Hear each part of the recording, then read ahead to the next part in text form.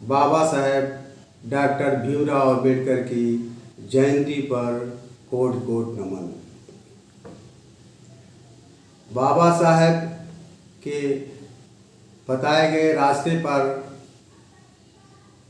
हम सभी भारतीयों को चलना चाहिए, जिससे देश का कल्याण हो, राष्ट्र का कल्याण हो और जनता का कल्याण हो।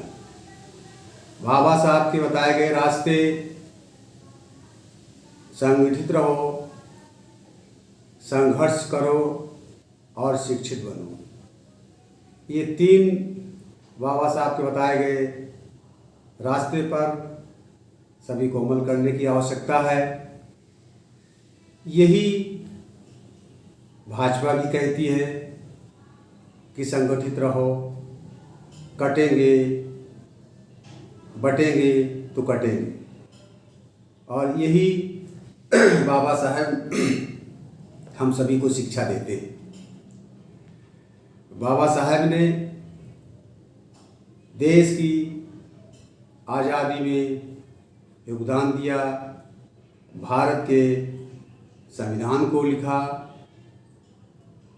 बाबा साहब देश का बंटवारा नहीं चाहते थे, लेकिन जवाहरलाल नेहरू, महात्मा गांधी जी और जिन्ना ने मिलकर एक अपनी स्वार्थ के लिए देश को बांट दिया। थॉट्स ऑफ पाकिस्तान में जो एक पुस्तक है, उसमें बाबा साहब ने साफ साफ देश के विभाजन का विरोध किया और उन्होंने इसके लिए जवाहरलाल नेहरू, महात्मा गांधी जी और जिन्ना को फटकार भी लगाई। लेकिन दुर्भाग्यवश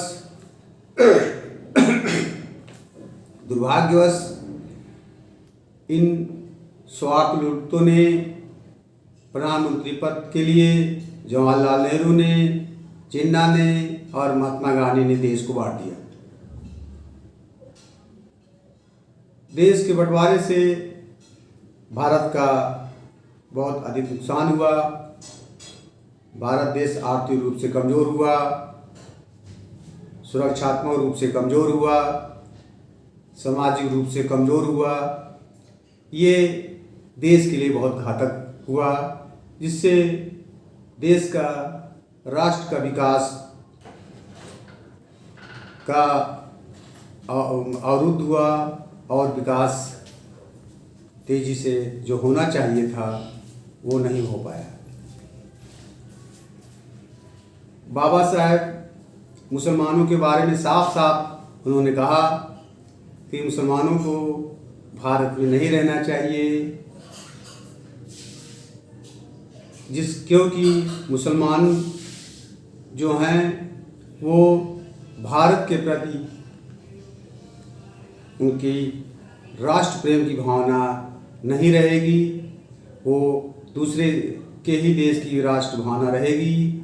और जो हमने लगभग सुना भी है, सभी लोग सुने हैं कि हिंदू मुस्लिम भाई भाई, ये केवल नारा है। बाबा साहब के विचारों के अनुसार मुस्लिम और गैर मुस्लिम में एकता कभी भी नहीं हो सकती है। इसलिए मुस्लिम को भारत में नहीं रहना चाहिए, बल्कि उन्होंने एक फार्मूला दिया कि जैसे छोटे देश तुर्की, बुल्गारिया जैसे ने ऐसा सिद्धांत अपनाया, उसी तरह भारत को अपनाना चाहिए। और भारत में जो सारे मुसलमान हैं उनको पाकिस्तान भेज देना चाहिए, और पाकिस्तान के जो हिंदू हैं, जो अल्पसंख्यक हैं, उनको भारत में भेज देना चाहिए। जिससे दोनों देशों की शांति स्थापना हो सकती है और भारत देश एक विकसित देश बन सकता है। लेकिन बड़े दुख की बात है कि बाबा साहब के विचारों को कांग्रेस ने, जवाहरलाल नेहरू ने, महात्मा गांधी ने अनसुना किया, उनकी बातों को अनादर किया और वो लोग अपने सिद्धांतों पर चलते रहे, बाबा साहब के सभी बातों को दरकिनार करते रहे।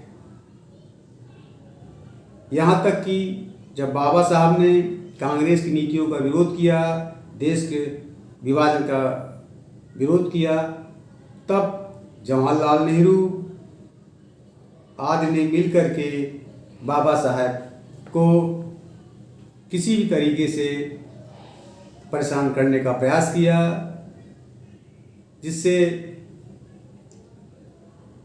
लोकसभा में प्रथम 2 लोकसभा चुनाव बाबा साहब को हारना पड़ा और यहाँ तक कि शिक्षा मंत्री के पद पर भी उन्हें 1951 में इस्तीफा देने के लिए मजबूर किया गया। जवाहरलाल नेहरू हमेशा से दलित विरोधी रहे हैं, बाबा साहब के विरोधी रहे हैं।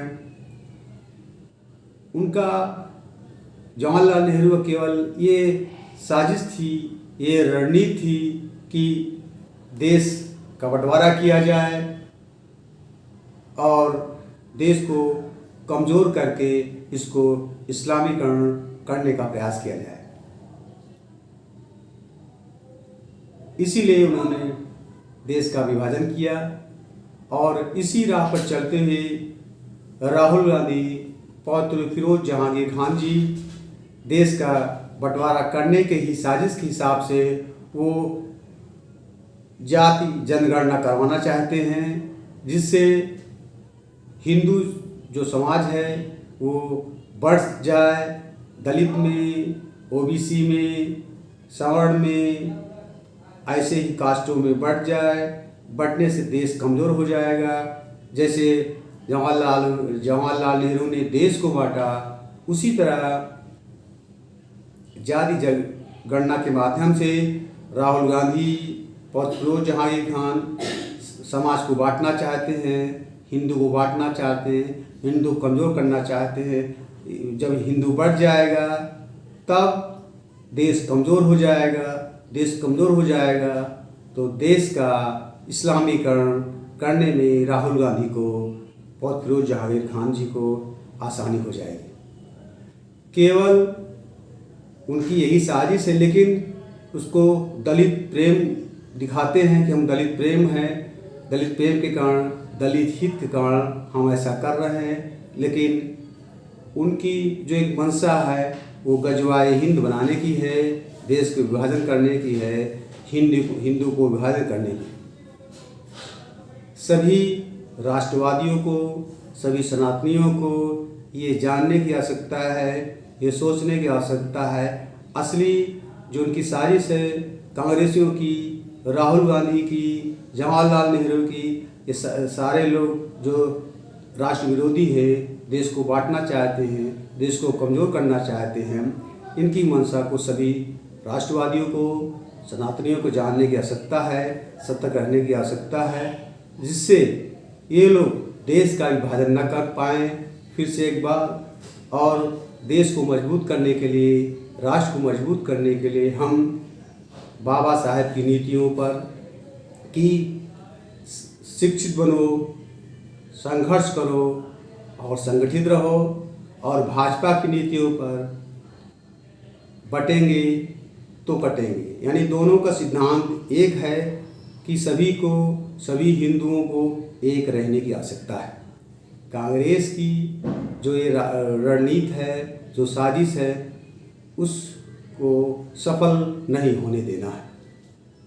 इसलिए सभी सनातनियों को, सभी राष्ट्रवादियों से ये सतर्क रहने की आवश्यकता है और हम सब लोग मिल करके, सभी हिंदू मिल करके